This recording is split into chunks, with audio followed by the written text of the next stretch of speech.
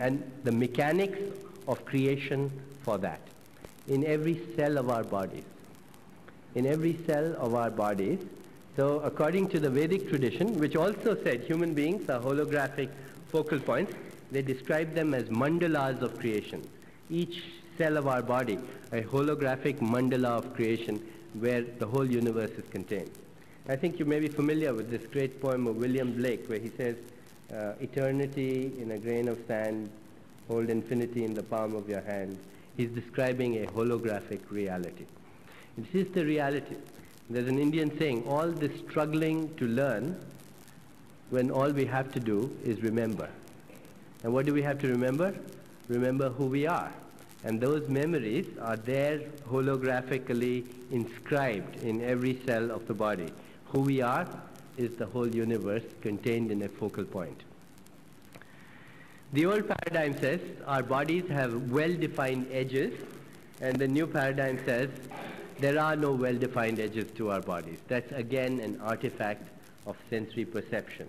At quantum mechanical levels, where are the well-defined edges? The void is part of a larger void. It merges into another void. Again, I picked up something very interesting from a Vedic text the other day, where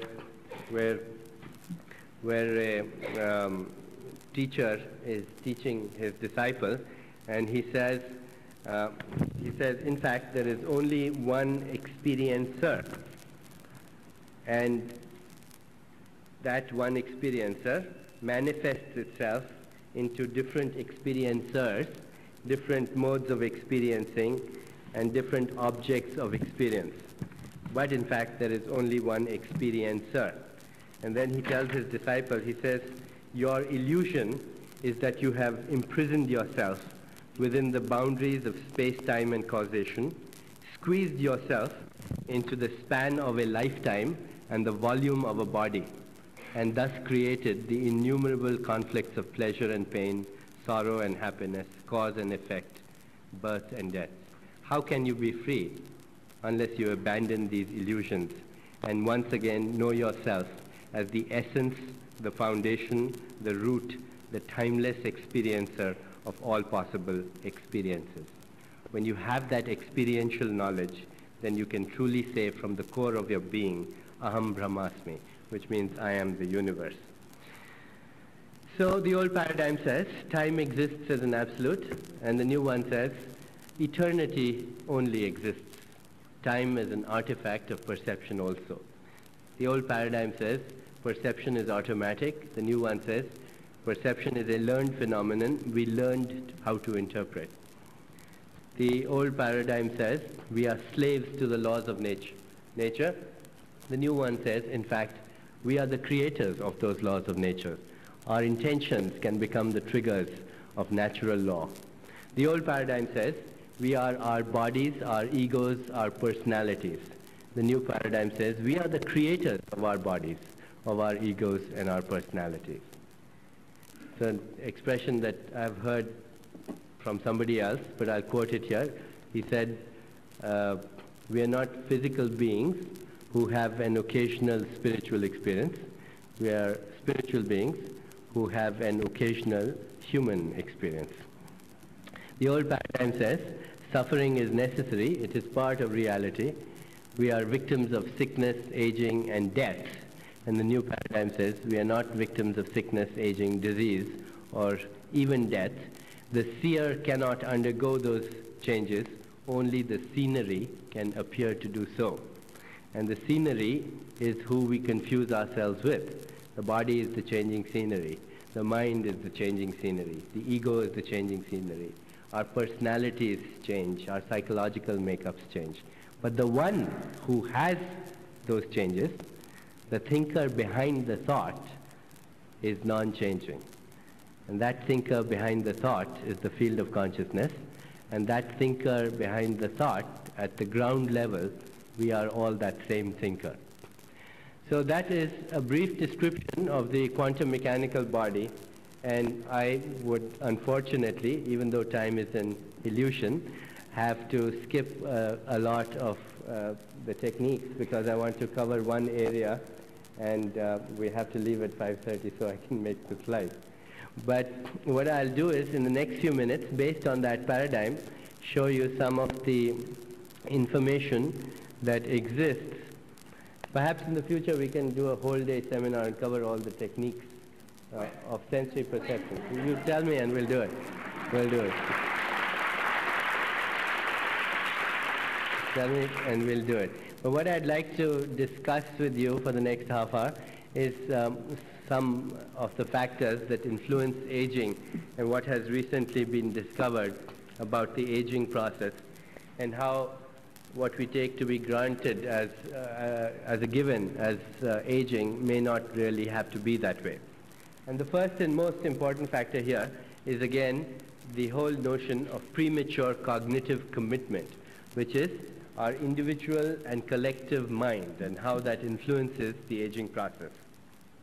Let me share with you a few interesting experiments about that.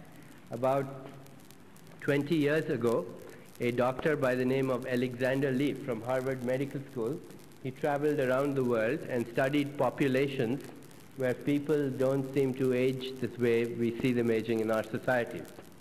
They have a number of centenarians, for example, a very high number of centenarians. These regions of the world include the Hindu Kush Mountains, certain parts of the Himalayas, also the Andes in South America, also the Soviet state of Georgia, etc. There are a few pockets in the world where there are many, many more centenarians than you would expect. And he brought back 20 years ago certain pictures from these which were quite astonishing.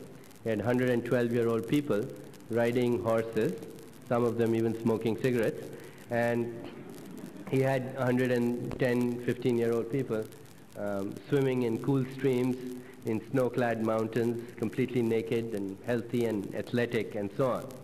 And he was asked, what is the difference between these people and people in other parts of the world? Does it have anything to do with their diet? Does it have anything to do with the weather, etc.? And he said, no, it wasn't that. He came away with the impression that somehow societal consciousness had a different perception of what it meant to age. They had made a different interpretation of what it meant to age. In these societies, to grow old was to become wiser. To grow old was to become more responsible. To grow old was therefore to be given more responsibility. To grow old was to be more useful to society, etc. Old people were revered in these societies and given more responsibility, and in fact were envied by the young people. As a result of that commitment of society to that particular interpretation, it became literally the interpretation of glamour. To grow old was to be glamorous. And as a result, that collective interpretation as a field phenomenon in the collective consciousness translated into those biological effects. If by now, I think it should be clear that our interpretations that we make to ourselves are obviously influenced by the interpretations that society is making at large. What society's hypnosis, or the hypnosis of social conditioning, as it has been called, is constantly modulating our own interpretations and then translating themselves into the neuropeptides of our own physiology.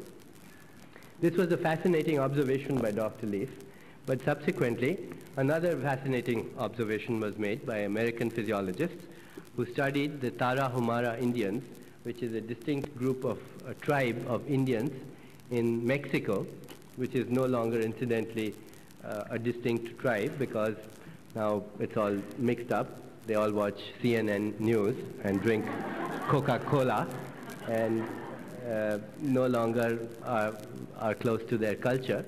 But at one time, the Tarahumara Indians had the tradition of marathon running. And it was the collective belief system of the Tarahumara Indians that if you were older, then you became better. So the 30-year-olds were good, but certainly not as good as the 40-year-old marathon runners. And wait till you see the 60-year-olds, because they were the best. And in fact, when American physiologists went and studied the Tarahumara Indian runners, they found that, to their astonishment, they had none of the factors that we usually associate with aging.